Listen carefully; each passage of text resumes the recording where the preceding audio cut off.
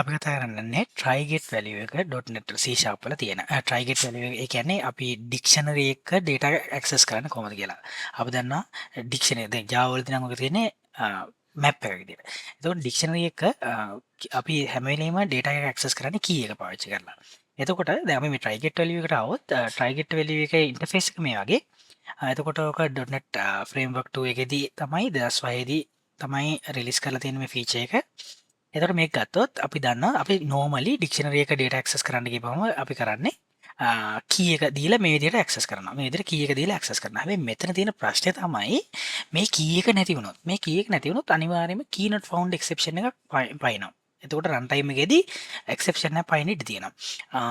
අන්න එතකොට මෙන්න මේක හොඳ විසඳුමක් විදිහට තමයි මේ try get value එක ඇවිල්ලා තියෙන්නේ. try get value එකේදී ගත්තාම මේ තිබ්බා වගේ මෙතන ඉන්ටර්ෆේස් මේක තමයි ඉන්ටර්ෆේස් එක බූලියන් එකක් තමයි රිටර්න් කරන්නේ. ඒ කියන්නේ අතරම මෙතනදී වෙන්නේ අපි key එක පාස් කරනවා.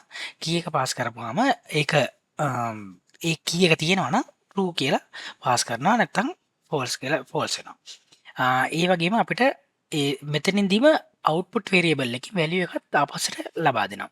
එතකොට දැන් මෙතන උදාහරණයක් විදිහට ගත්තාම මේ තියෙන්නේ ඩික්ෂනරි එකේ මෙතනදී බලනවා මේ ID1 කියන එක තියෙනවද කියලා. තියෙනවා නම් අපිට පුළුවන් මේ output variable එක අරගෙන මේ විදිහට ඒක use කරන්න. මේ විදිහට use කරන්න පුළුවන්.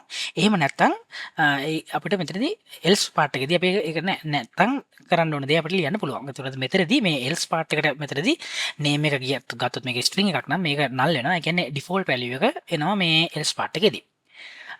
ඊට පස්සේ මෙතන ගත්තොත් මේකේ තියෙන මේක පාවිච්චි කරපුවම තියෙන chance එක තමයි මේක හොඳයි performance වලට හොඳයි. මොකද ඒකට හේතුව අපි සාමාන්‍ය විදිහට key එක පාවිච්චි කරලා ඒ කියන්නේ මෙන්න මේ විදිහට අපි access කරන්න ගියොතින් දැන් exception එකක් පයින් හින්දා අපිට ඕක වළක්ව ගන්න පුළුවන් මේ විදිහට දාලා contains key use කරලා. ඒ කියන්නේ අපිට පුළුවන් මේ key එක තියෙනවද කියලා ඉස්සෙල්ලා බලලා ඊට පස්සේ access කරන්න. එතකොටත් අපිට පුළුවන් exception එක පයින් එක වළක්ව ගන්න. හැබැයි එතන තියෙන ප්‍රශ්නේ තමයි එතකොට අපිට මේකේ lookups දෙකක් තියෙනවා. lookups දෙකක් තියෙනවා. ඒ කියන්නේ අපිට ඉස්සෙල්ලා බලන්න key එක තියෙනවද?